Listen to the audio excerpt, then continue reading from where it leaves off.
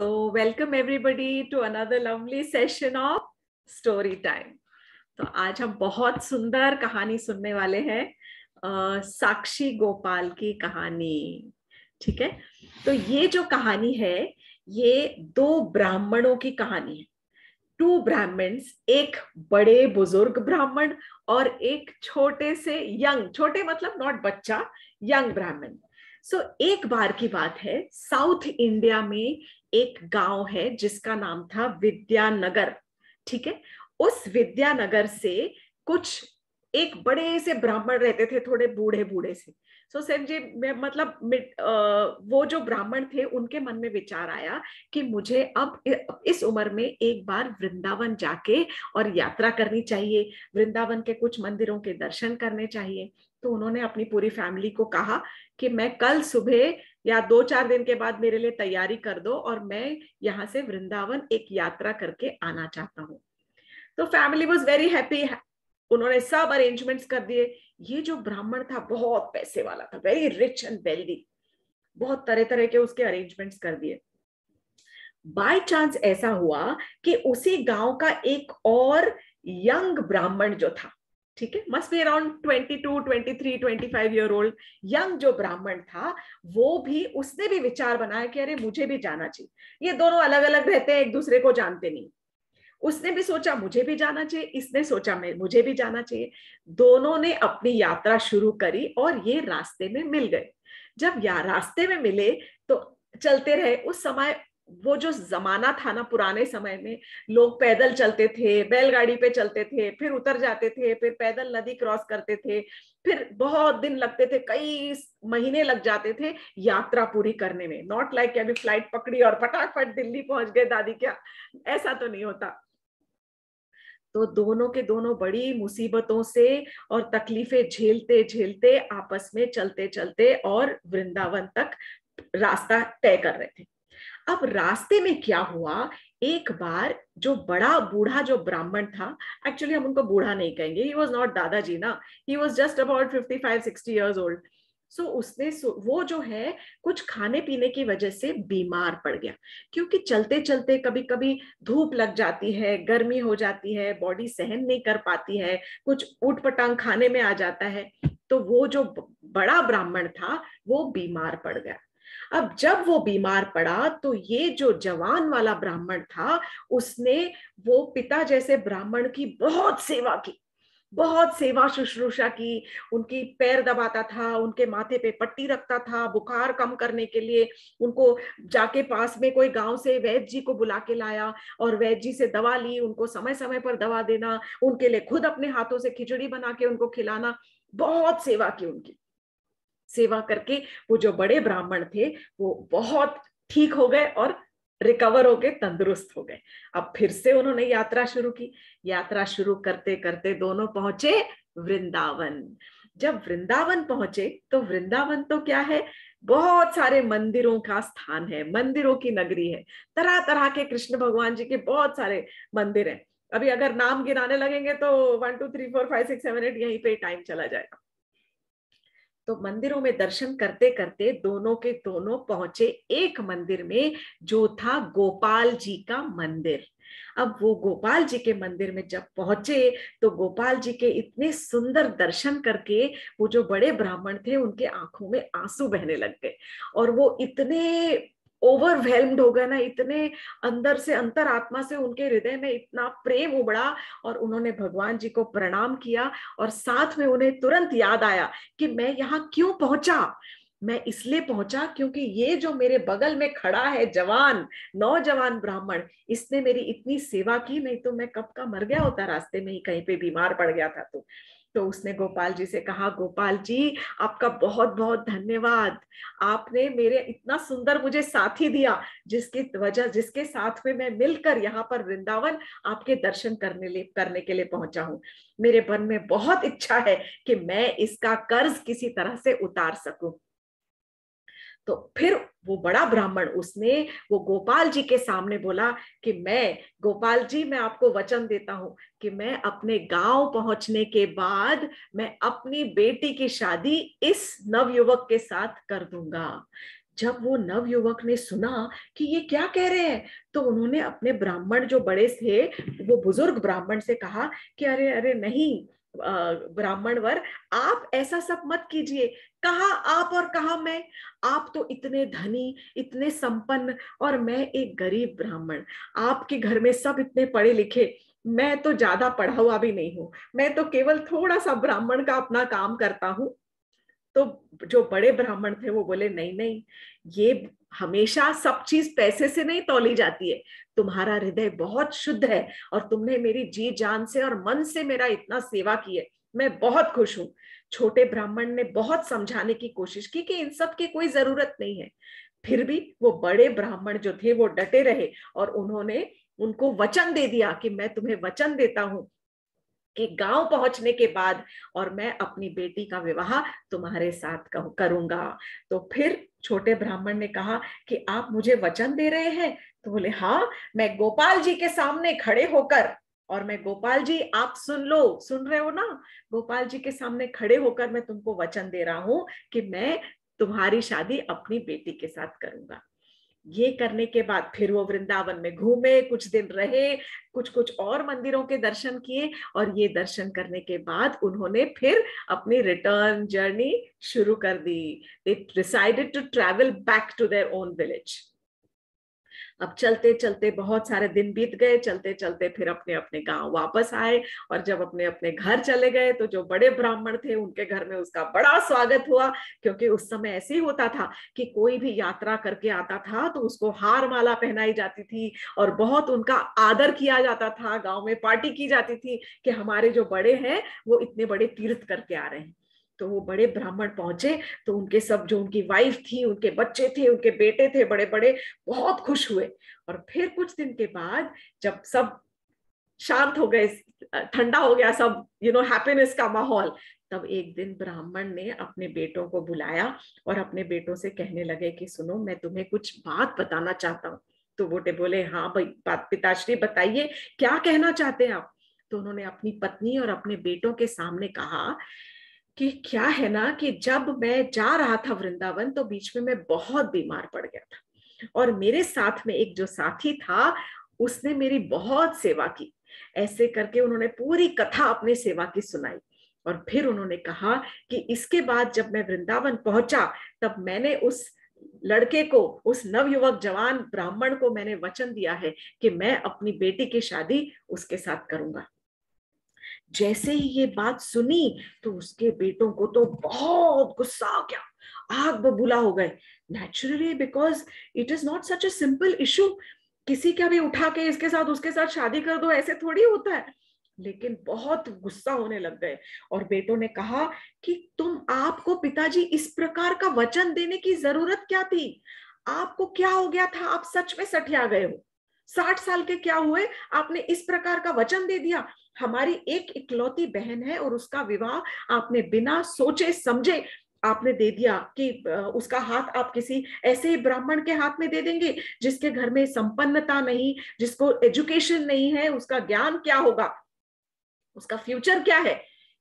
बहुत गुस्सा हुए। उसके बाद ये कहने लगे, जब लोग हमारे बारे में, आपके बारे में सुनेंगे तो आपका मजाक उड़ाएंगे, हमारा मजाक उड़ाएंगे और सोचेंगे कि ये क्या हो गया था, ये बुढ़ाऊ को सच में बूढ़ा हो गया है। बहुत मजाक उड़ाएंगे और बहुत सारे आजकल मीम्स बनते हैं ना लोगों के ऊपर तो इस प्रकार सब सोचने लग गए कि सच में आपका मजाक उड़ाएंगे वो, ये तो हम कभी नहीं होने देंगे। तीसरा उन्होंने कहा कि हम अगर आपने, तो ब्राह्मण का दिल बहुत दुखी होने लग गया कि मैंने तो वचन दिया था। उस समय वचन देने की बहुत वैल्यू, बहुत कीमत मानी जाती थी। तब उस समय उन्होंने कहा कि बेटे बोले कि यदि आपने अपनी, हमारी बहन की शादी उसके साथ की तो हम आपके साथ पूरा रिश्ता तोड़ देंगे, हमें आपसे बात ही नहीं करनी है। उसके बाद पत्नी क्या बोली? पत्नी बोली कि अगर आपने शादी की तो आप मेरा मरा मुंह देखोगी, मैं सुसाइड कर लूंगी, मैं जान दे दूंगी, अपनी आत्महत्या कर लूंगी, लेकिन मैं अपनी बेटी की शादी इस प्रकार आपके वचन की वजह से उस जवान, नौजवान, नवयुवक के साथ नहीं कर सकती। करने के बाद वो जो बड़ा ब्राह्मण था वो तो डर गया, वो सहम गया। बोला, बच्चों को बोलने लगा कि फिर मैं क्या करूं, मैंने तो वचन दिया है, और वो अगर आ गया और आएगा ही, वो तो इसी गांव में रहता है। तो बेटों ने बोला, कुछ चिंता करने की जरूरत नहीं है, अगर वो आ गया तो आपको केवल इतना ही बोलना है कि मुझे तो कुछ याद नहीं, ये तुम क्या बोल रहे हो, मुझे तो कुछ ऐसा याद ही नहीं आ रहा, इस प्रकार कह देना और हम बाकी का सब संभाल लेंगे। थोड़े दिन के बाद में बात हुई। कुछ दिन के बाद वो जो जवान नवयुवक था वो वहां पहुंचा। जब पहुंचा तो बच्चों ने अपने पिताजी को अंदर बंद कर दिया कमरे के अंदर, बोले आप बाहर मत आना, हम संभालेंगे। और उन्होंने डंडा दिखा के उस जवान नवयुवक को भगा दिया वहां से, भागो यहाँ से, ये क्या बकवास बोल रहे हो, शादी शादी की बात, हमारे घर में ऐसा कुछ नहीं है, तुम जाओ। अब ये सब बोलने के बाद जब वो चला गया, तब उस नवयुवक जवान के मन में एक ख्याल आया। बोले, ये तो बहुत गलत हुआ कि उन्होंने जो मुझे वचन दिया था, मैंने तो नहीं मांगा था उनसे वचन, अगर वो वचन पूरा नहीं करते हैं तो इसका पाप उन्हें लगेगा, और ये भी एक गलत चीज है जो मैं होने नहीं दे सकता। वो इतने अच्छे ब्राह्मण हैं। तो वो जो जवान नवयुवक था उसने सोचा कि अब मुझे गांव के पंचायत के पास जाना चाहिए और उनसे बड़े बुजुर्गों से बात करनी चाहिए। तो वो जो बड़ा वाला ब्राह्मण, वो जो सॉरी छोटा नवयुवक ब्राह्मण था, वो गांव में पंचायत के पास गया और उसने सारी कहानी कह सुनाई। पंचायत बुलाई गई, सब बुलाए गए, बड़े बड़े बुजुर्गों को, दो पार्टियां जमा हो गई, ये बड़े वाले बुजुर्ग के जो बड़े ब्राह्मण का परिवार और वो छोटा वाला ब्राह्मण, और सारे गांव वाले इकट्ठा हो गए कि अरे क्या, ये तो क्या बात, मतलब कुछ तमाशा होने जा रहा है आज तो गांव में, सबको तमाशा देखने में बड़ा मजा आता है। अब क्या हुआ, पंचायत ने प्रश्न करना शुरू किया। उन्हें तो विश्वास ही नहीं आ रहा था कि ऐसे कैसे हो सकता है। तो बड़े ब्राह्मण से पूछा गया कि आप बताइए, आपका क्या कहना है। तो बड़े ब्राह्मण ने बोला, मुझे तो एक्चुअली कुछ याद ही नहीं आ रहा, मुझे कुछ याद ही नहीं आ रहा कि ये क्या बोल रहा है, समझ नहीं आ रहा है। उसने इस प्रकार का ड्रामा शुरू कर दिया। और बेटों ने कहा कि देखो, आपको सरपंच जी मैं बता रहा हूं, मेरे पिताजी के पास बहुत धन संपत्ति है, और जब ये यात्रा में साथ में जा रहे थे तो मेरे पिताजी बहुत दान पुण्य करते जा रहे थे, बहुत चैरिटी, इसको पैसा दे दो, उसको पैसा दे दो, सबको खिलाओ पिलाओ, बहुत दान पुण्य उन्होंने किया पूरे रास्ते में। ये देखकर इस नवयुवक की आंखें फट गई और इसके मन में आया लालच कि ये जो बड़ा बुढ़ऊ है, जरूर इसके पास बहुत सारी संपत्ति होगी, और बातों बातों में तो पता चल ही जाता है कि सबके परिवार में कौन कौन है, तो ये सारा खेल इसने रचा है, और इसीलिए ये कह रहा है कि मेरे पिताजी ने अपनी बेटी के ब्याह का जो वचन है वो इसको दिया है। आप ही सोचिए सरपंच जी, कभी कोई जो अपने सही दिमाग से काम करेगा, कोई इस प्रकार का रिश्ता कर सकता है क्या। पूरा उन्होंने सरपंच जी के ऊपर डाल दिया कि आप भी समझदार हैं, आप निर्णय लीजिए। सरपंच जो थे वो सोचने लग गए, और सरपंच ने फिर उस जवान ब्राह्मण से पूछा, अब तुम मुझे ये बताओ कि अगर तुम सच कह रहे हो, तुम्हें लगता है कि तुम्हें इन्होंने जब वचन दिया तो वो कहाँ पर दिया। तो वो नवयुवक बोलने लगा, इन्होंने मुझे वचन दिया था तब हम एक मंदिर में थे और गोपाल जी के मंदिर में थे वहां पर। तब सरपंच जी ने अगला सवाल पूछा कि जब इन्होंने वचन दिया था तब उस समय वहां पर कोई साक्षी था क्या, तुम्हारे अलावा और कौन कौन खड़े थे। अब वो सोचने लगा, बोले नहीं, हमारे अलावा तो और कौन था, बस एक गोपाल जी थे वहां पर, गोपाल जी जिनका मंदिर है वो ही साक्षी थे, बस गोपाल जी को साक्षी मानकर इन्होंने मुझे ये वचन दिया था। तो सरपंच जी को हंसी आ गई और सरपंच जी बोलने लगे, अच्छा गोपाल जी, वो जो भगवान जी वो साक्षी थे।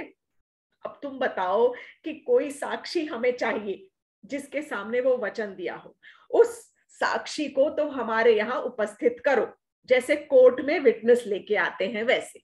हम तो नहीं जाएंगे कहीं पे भी घूमने फिरने, पूरा गांव तो नहीं जा सकता, सारे गांव के सामने तुम्हें ये प्रूव करना पड़ेगा। तो नवयुवक ब्राह्मण बोला, कोई बात नहीं सरपंच जी, मेरे गोपाल जी मेरे साथ जरूर आएंगे, क्योंकि मेरे गोपाल जी के सामने ये ब्राह्मण जी ने वचन दिया था, और मुझे कुछ समय का समय दीजिए, कुछ टाइम दीजिए, और कुछ दिनों के बाद मैं जरूर अपने गोपाल जी को यहाँ पर लेके आऊंगा। सारे गांव वाले हंसने लगे और उसके हंसी ठट्ठा करने लग गए, मजाक उड़ाने लग गए। वहां पर जो मीटिंग थी वो डिसॉल्व हो गई, और वो लड़के को बोला जो करना है जाओ, तुम पहले एक साक्षी लेकर आओ। बड़े ब्राह्मण के जो घर वाले थे वो अपने घर चले गए। जब ये छोटा वाला ब्राह्मण था, वो अब उसने पुनः फिर से यात्रा शुरू की। कहा? वृंदावन की यात्रा। वृंदावन की यात्रा शुरू की, और कुछ दिनों के बाद चलते चलते चलते चलते वो वृंदावन पहुंचा। ये साउथ इंडिया, विद्यानगर से चलते चलते कितने महीने लगे होंगे जो भी, और फिर वो वहां पर फिर से गोपाल जी के मंदिर में पहुंचा। जब गोपाल जी के मंदिर में पहुंचा तो गोपाल जी के सामने उसने हाथ जोड़कर पूरी कहानी सुना दी कि देखो गोपाल जी, आपके राज में क्या हो रहा है, ऐसे उन्होंने आपके सामने वचन दिया था, अब ये ऐसे मुकर रहे हैं। आप तो साक्षी थे, आपको तो मेरे साथ चलना ही पड़ेगा। अब बोलते रहे, फिर उसके बाद बोले क्या डिसाइड किया आपने, कब चल रहे हो मेरे साथ आप? तो वो गोपाल जी बोले कि कभी तुमने किसी मूर्ति को देखा है कि कोई मूर्ति चल के जा रही है अपने मंदिर से, और तुम चल के आए हो यहाँ पे और मुझे बोल रहे हो कि चल के जाओ? तो वो ब्राह्मण बोला कि लेकिन गोपाल जी, कभी किसी ने मूर्ति को बोलते हुए भी तो नहीं देखा, जब आप बोल रहे हो तो आप चल भी सकते हो। तो गोपाल जी चुप हो गए, बोले अच्छा ठीक है, तूने मेरी पकड़ ली और मुझे मेरी नब्ज पकड़ ली। तो गोपाल जी की मूर्ति ने डिसाइड किया। गोपाल जी ने कहा मैं तुम्हारे साथ चलने के तैयार हूं, लेकिन मेरी एक शर्त है, तुम आगे आगे जाओगे और मैं तुम्हारे पीछे पीछे चलूंगा। तुम बिल्कुल पीछे मुड़ के नहीं देखोगे, अगर तुमने पीछे मुड़ के देखा तो मैं वहीं रुक जाऊंगा, और तुम्हें रोज मुझे चावल पकाकर और मुझे चावल का रोज भोग लगाना पड़ेगा, मुझे चावल खाने के लिए रोज चाहिए।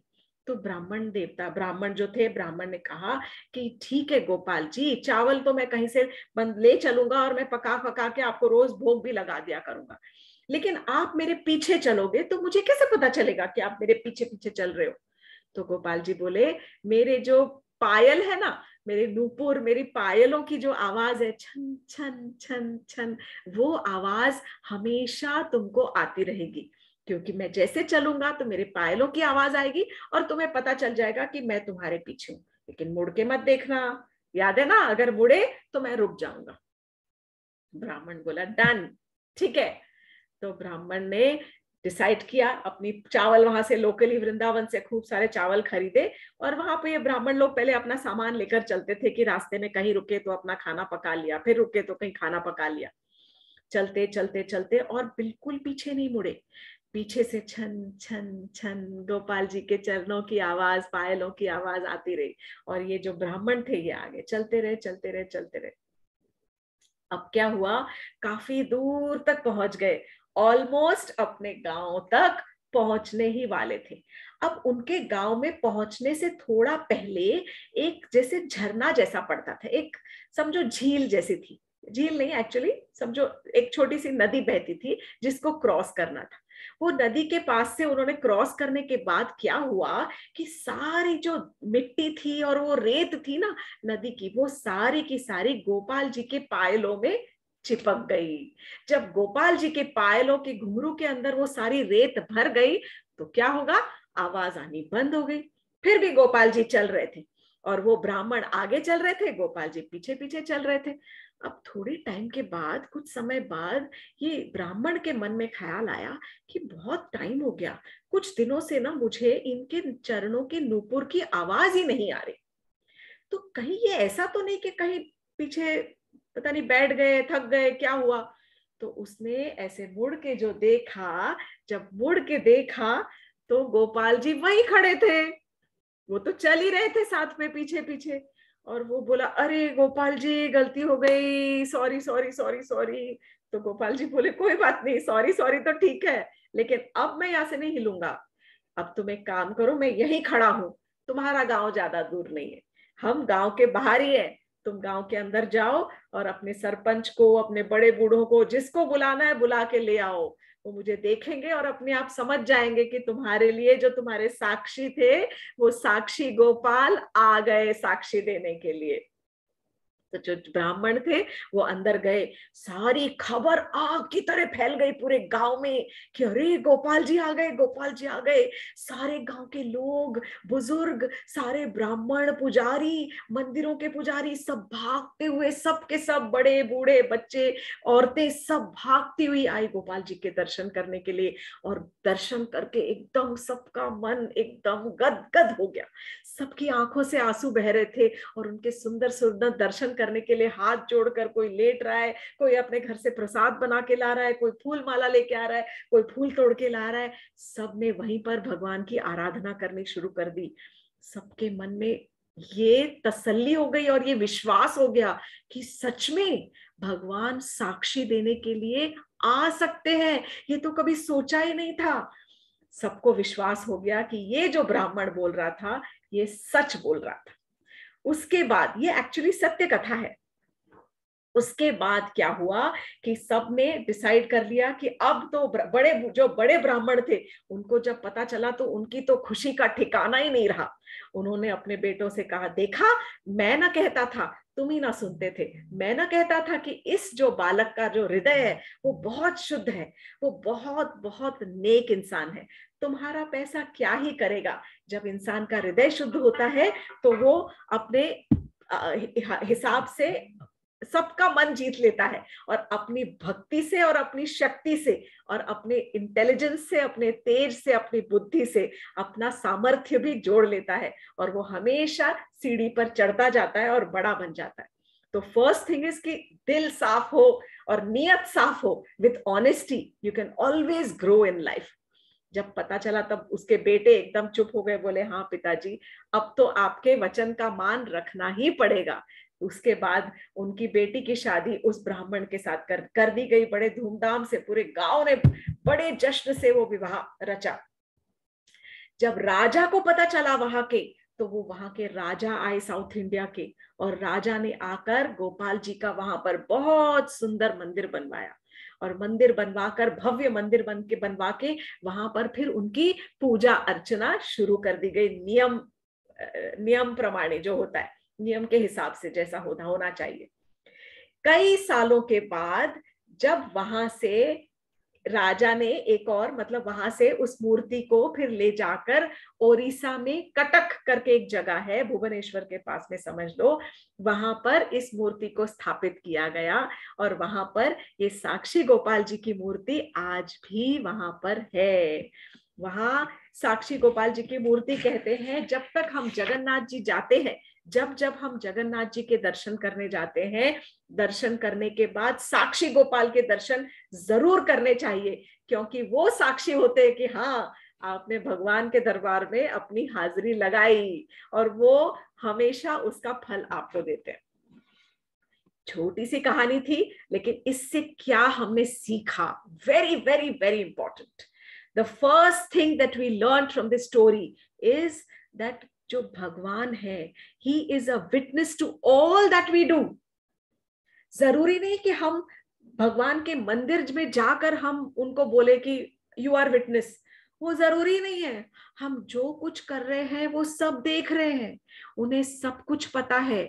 आप चुपके अपने भाई से छुपा कर अपनी चॉकलेट खा रहे हो, उसको नहीं देना चाहते हो, वो भी भगवान जी को पता है। आप किसी के साथ शेयर कर रहे हो, वो भी भगवान जी के सबको पता है। आप किसी को दान पुण्य कर रहे हो, किसी को हेल्प कर रहे हो, you are helping somebody to cross the road, you are helping somebody, you are reading out a story to your grandmother, everything, भगवान सब, हर एक चीज तुम्हारी देखते हैं। और भगवान हर एक एक्शन के, he is a witness to all that we do, all our deeds. He hears all of us. Second चीज, हम जो भी मन में भी अगर बोलते हैं वो सब सुनते हैं, सब कुछ सुनते हैं। उनको स्पेशली आके तुम्हारे कान लगा के सुनने की जरूरत नहीं होती है। हमारे मन में भी कोई इच्छा होती है तो भगवान हमेशा सुनते हैं। लेकिन सुनने के बाद किसकी इच्छा पूरे करते हैं? Because he sees that we have to desire and deserve. We should have a strong desire and we should deserve.